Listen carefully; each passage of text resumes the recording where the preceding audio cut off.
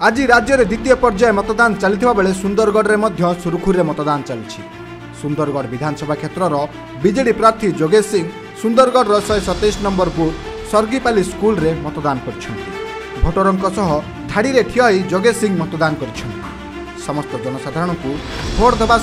निजर भारतीय होबार अधिकार सब्यस्त करने से समस्त की अनुरोध कर सुंदरगढ़ बीजेडी लोकसभा प्रार्थी हॉकी इंडिया सभापति तथा पद्मश्री दिलीप तिर्की मतदान केन्द्र को आसी निजर मतदान सब्यस्त कर राउरकेला नीलशैल महाविद्यालय रे निजर मतदान कर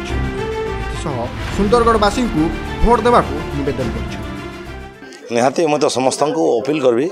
समस्ते भोट दिंत आ समस्ते भोट दिंत आ निश्चय मोर विश्वास अच्छे समस्ते नवीन पट्टनायक के भोट देवे जोगेश सिंह के भोट दे दिलीप तिर्की के भोट देवे जेहेतु विकास के से भोट देवे समस्त जनसाधारण विकास के भोट देवे मोर संपूर्ण विश्वास सुंदरगढ़वासी ऊपर विश्वास अच्छे आमर गोटे ना मुद्दा अच्छे विकास के आधार कर आम समस्ते आज मतदान कर विपुल संख्यार मतदान कर विपुल संख्यार में विजय होगा सुनिश्चित नवीन पट्टनायक विजय होगा सुनिश्चित शंखचन विजय होगा सुनिश्चित जोगेश सिंह विजय होगा सुनिश्चित दिलीप तिर्की विजय होगा सुनिश्चित। सुंदरगढ़ सरोज सिंह रिपोर्ट खबर ओडिशा।